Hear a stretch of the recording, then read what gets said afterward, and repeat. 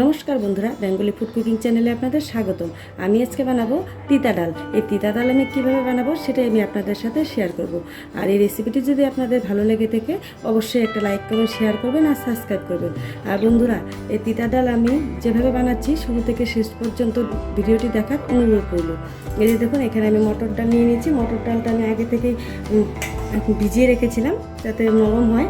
এখন আমি দিয়ে দেবো মটর ডালটাকে প্রেশার কুকারে। প্রেশারে দিয়ে আমি সিটি দিয়ে নেব। এখন প্রেশারে দিয়ে দিচ্ছি।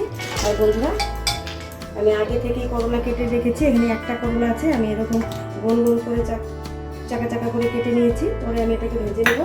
এখন আমি দিয়ে দেবো প্রেশার কুকারে জল, পরিমাণ মতো জল দিয়ে দিচ্ছি। পরিমাণ মতো জল দিচ্ছি, কারণ বেশি জল দিলে আবার জল উঠলে পড়বে। আর দিয়ে দিচ্ছি লবণ। এখানে আমি 3 চামচ লবণ ব্যবহার করলাম। দিয়ে দিচ্ছি এখানে 4টে কাঁচা লঙ্কা। ঝালটা আপনারা যেরকম খান সেই পরিমাণ অনুযায়ী দিয়ে দিন। তো বন্ধুরা, আমি এখন প্রেশারটাকে আমি ওভেনে বসিয়ে দিচ্ছি। গ্যাসও অন করে দিয়েছি। বন্ধুরা, প্রেশারের সিটি দেওয়া হয়ে গেছে। এখন আমি কিছুক্ষণ এইভাবেই রেখে দেবো, তাহলে ডালটা আরও ভালো সেদ্ধ হবে। তো দেখুন বন্ধুরা, ডাল খুব সুন্দর সেদ্ধ হয়ে গেছে। এই যে দেখুন, একদম সেদ্ধ হয়ে গেছে। এখন আমি ডালটাকে একটু হলুদ দিয়ে কাটা দিয়ে নেব।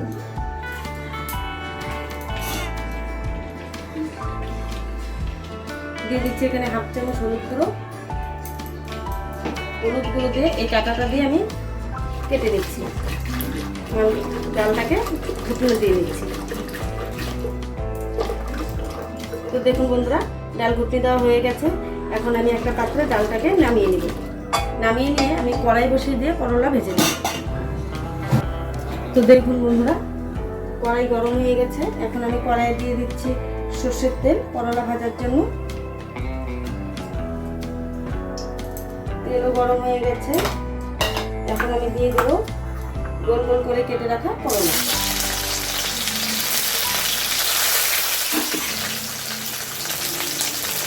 দিয়ে দিচ্ছি সামান্য পরিমাণ হলুদ গুঁড়ো আর দিয়ে দিচ্ছি সামান্য পরিমাণ লবণ। এখন আমি করলাগুলোকে ভালো করে ভেজে দিই।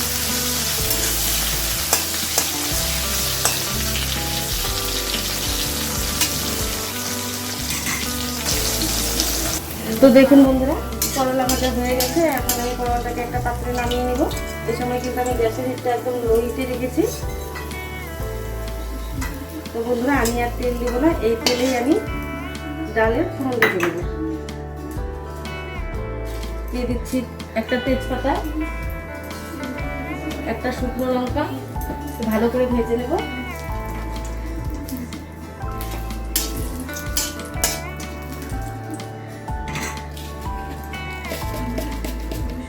দিয়ে দিচ্ছি 5 ফোড়ন।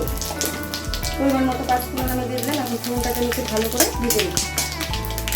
তো বন্ধুরা, এইভাবে কিন্তু তিতা ডাল অবশ্যই বাড়িতে বানিয়ে দেবেন, দেখবেন খুব ভালো লাগবে। আর ভালো লাগলে অবশ্যই একটা লাইক করবেন, শেয়ার করবেন আর সাবস্ক্রাইব করবেন। তো বন্ধুরা, আমি আগে থেকে আদা আর জিরে একটু বেটে রেখেছিলাম। সেই আদা আর জিরেটাকে আমি একটু ভালো করে ভেজে নেব ফোড়নের সাথেই।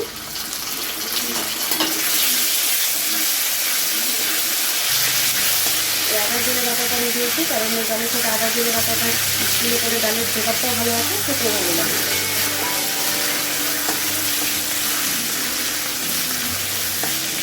তো বন্ধুরা, এই দেখুন, আদা জিরে 5 ফোড়ন শুকনো লঙ্কা তেজপাতা সব কিছু ভাজা হয়ে গেছে। এখন আমি দিয়ে দেবো ডাল।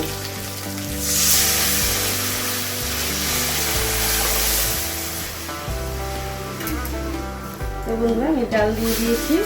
এখন আমি একটু নাড়াচাড়া করে নেব। এই তিতা ডাল খেতে কিন্তু ভালোই লাগে। আর এখন গরম পড়েছে, গরমের দিনে তিতা ডাল শুক্তো এসব খেতে ভালোই লাগে। তো অবশ্যই বন্ধুরা, এভাবে তিতা ডাল বাড়িতে বানিয়ে খাবেন।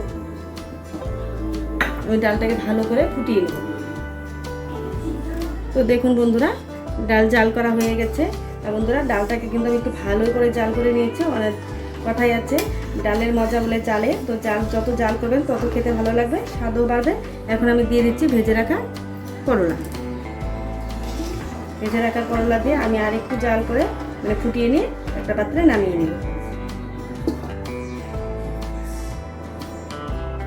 তো দেখুন বন্ধুরা, ডাল জাল করা হয়ে গেছে, এখন আমি একটা পাত্রে নামিয়ে নিচ্ছি।